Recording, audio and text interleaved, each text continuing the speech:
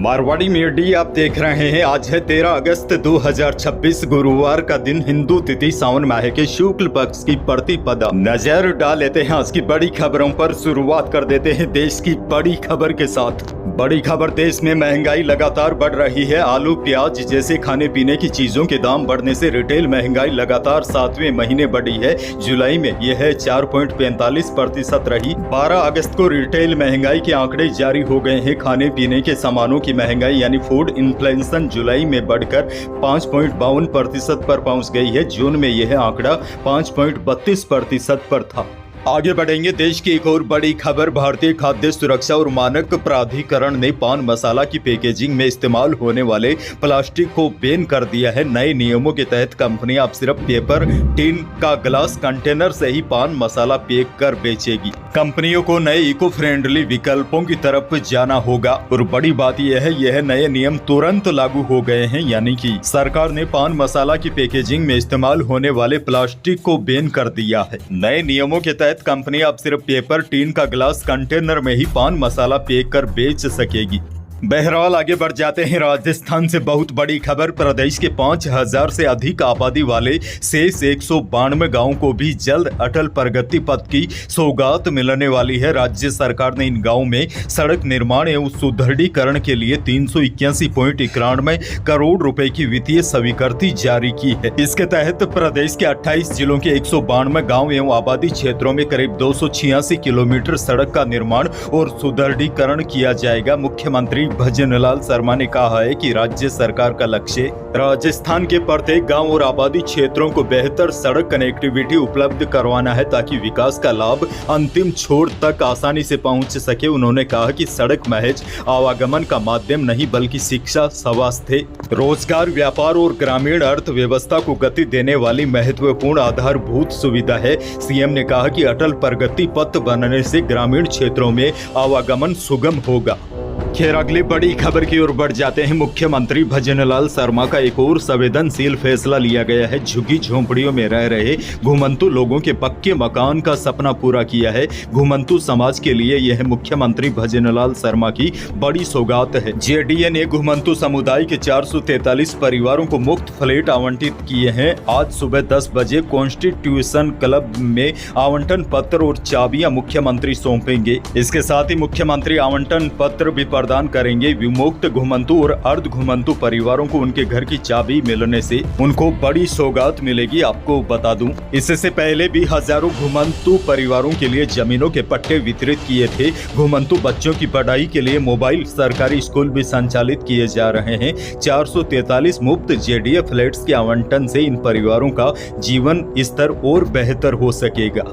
आगे बढ़ेंगे। एक और बड़ी खबर, जंतर मंतर पर प्रदर्शन के बाद अब देश भर में बीजेपी अलग अलग तरीकों से जेन जी को साधने की कोशिश में जुटी है। प्रदेश की भजनलाल सरकार भी युवाओं के बीच अपनी छवि को यूथ फ्रेंडली सरकार के रूप में पेश करने लगी है। इसके तहत राजस्थान में वो हर युवा जो 18 साल का हुआ है, उसे 18वें जन्मदिन के मौके पर मुख्यमंत्री खुद व्यक्तिगत बधाई संदेश भेज रहे हैं। बड़ी जानकारी यह है, संदेश में बधाई के साथ मुख्यमंत्री युवाओं को मतदान सूची में नाम जुड़वाने और लोकतंत्र को मजबूत करने की अपील भी कर रहे हैं। हर बधाई संदेश सीएम के लेटर हेड पर भेजा जा रहा है। इस पर भारत का राष्ट्रीय प्रतीक अशोक स्तंभ भी लगा हुआ है। प्रत्येक बधाई संदेश युवा के नाम से भेजा जा रहा है। धौलपुर से बड़ी और दुखद खबर, धौलपुर में बुधवार को एक ही दिन एक साथ 6 अर्थियां उठी। इससे पूरा शहर रो पड़ा। यह अर्थियां चंबल नदी किनारे स्थित मुक्ति धाम पहुंची तो वहां मौजूद हर आंखें नम हो गई। पूरे शहर में शोक का माहौल छा गया। एक घर तो ऐसा है जहां अब कोई महिला ही नहीं बची है। अंतिम संस्कार के दौरान बेटे ने पिता को कांपते हुए हाथों से मुखा अग्नि दी। दरअसल मंगलवार को 2 अलग अलग सड़क हादसों में धौलपुर में 6 लोगों की मौत हो गई थी। मध्य प्रदेश के उज्जैन महाकाल दर्शन के लिए जा रहे परिवार के साथ ये हादसा हो गया। जयपुर से भी बड़ी खबर, जयपुर के करणी विहार थाना क्षेत्र में बुधवार को ओपन जेल के कैदी मोहन कुमावत की गोली मारकर हत्या कर दी गई। धावास स्थित जानकी विहार इलाके में बाइक सवार 2 नकाबपोश बदमाशों ने 3 राउंड फायरिंग की। वारदात को अंजाम देने के बाद आरोपी मौके से फरार हो गई। जानकारी के अनुसार दोनों बदमाश मोटरसाइकिल पर सवार होकर आए थे। स्थानीय लोगों ने तुरंत पुलिस को सूचना दी। अब पुलिस ने वारदात के बाद इलाके में नाकाबंदी करवाई है। आसपास लगे सीसीटीवी सीसीटीवी कैमरों के फुटेज के आधार पर आरोपियों की पहचान करने का प्रयास किया जा रहा है। वहीं पुलिस जांच में सामने आया है कि मोहन ने साल 2018 में मोती डोंगरी इलाके में महेंद्र गुर्जर की हत्या की थी। इसी मामले में मोहन सजा काट रहा था। बुधवार को जब वह वापस जेल की तरफ जा रहा था तभी बदमाशों ने उसको गोली मार दी। आगे बढ़ जाते हैं, बड़ी खबर। प्रदेश में पंचायत राज चुनाव से पहले शहरी निकायों के चुनाव होंगे, लेकिन आरक्षण की लॉटरी सभी की एक साथ निकलेगी। शहरी निकायों और पंचायती राज संस्थाओं में SC, ST, OBC और महिला आरक्षण लॉटरी से तय होगा। 309 शहरी निकायों में 10 नगर निगम मेयर, 51 नगर परिषद सभापति और 248 नगर पालिका चेयरमैन के आरक्षण की लॉटरी निकलेगी। 309 निकायों में से 60 में निकाय प्रमुख के पद OBC के लिए रिजर्व होंगे। OBC के सबसे ज्यादा 19 पद जयपुर संभाग में होंगे। वहीं 50 निकायों में SC और 11 निकायों में ST के लिए निकाय प्रमुख पद आरक्षित होंगे। निकाय प्रमुख पदों की सबसे पहले SC के लिए लॉटरी निकाली जाएगी। 41 जिला परिषदों में जिला प्रमुख पद 8 SC, 7 ST और 5 OBC के लिए रिजर्व होगी। वहीं 5 जिला परिषदों में OBC के निकाय प्रमुख बनेंगे। अजमेर से बड़ी खबर। सिंगला रूपनगढ़ सिंचाई परियोजना के विरोध में 4 गांव के पीड़ित किसानों ने बुधवार को अजमेर में प्रदर्शन किया। किसान संघर्ष समिति के बैनर तले करीब 1000 ट्रैक्टरों का काफिला रूपनगढ़ से 52 किलोमीटर का सफर तय कर अजमेर पहुंचा।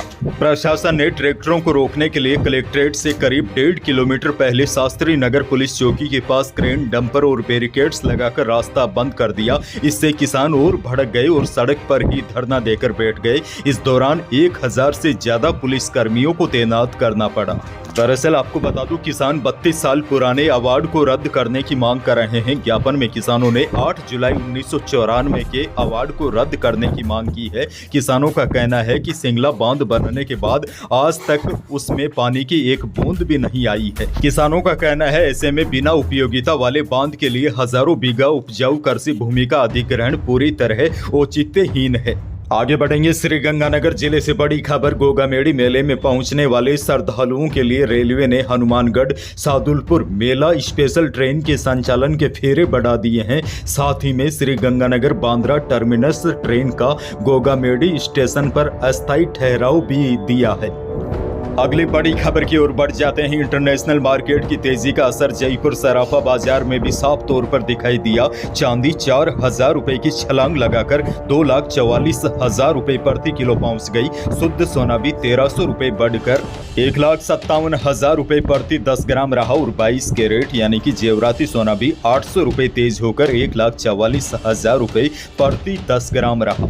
उधर अनाज मंडी के भाव की बात की जाए तो नागौर कृषि उपज मंडी में बुधवार को जिंसों के भाव में मिला जुला रुख रहा। सबसे ज्यादा तेजी इसबगोल के अधिकतम भाव में देखी गई। 500 रुपए प्रति क्विंटल की तेजी रही। वहीं जवार और काला तिल के अधिकतम भाव में 200 रुपए की गिरावट हुई। इसबगोल में सबसे बड़ी तेजी देखने को मिली। 11 अगस्त को इसका भाव 9000 से अधिकतम 12000 रुपए प्रति क्विंटल था, जो 12 अगस्त को अधिकतम 12500 रुपए हो गया, यानी कि भाव में 500 रुपए का उछाल आया है। इसके साथ ही गवार का भाव नागौर की मंडी में अधिकतम रहा 5790 रुपए।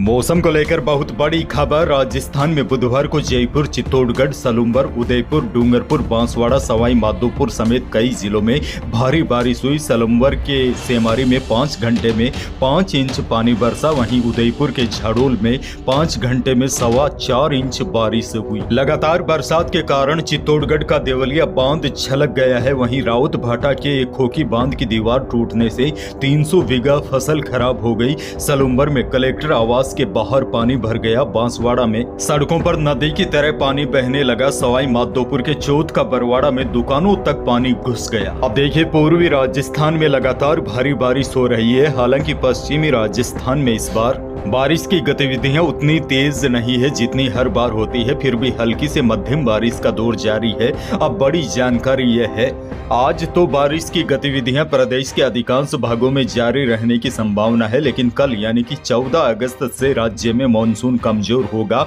और उसके बाद अगले एक सप्ताह तक राज्य के अधिकांश भागों में काफी कम बारिश होने की संभावना मौसम विभाग ने जताई है। तो यही थी प्रदेश और देश की आज की बड़ी और महत्वपूर्ण खबरें। वीडियो को लाइक करना बिल्कुल न भूलिए। चैनल पर नए हैं तो सब्सक्राइब जरूर कीजिए ताकि आप अपडेट रहे बड़ी और काम की खबरों से। धन्यवाद।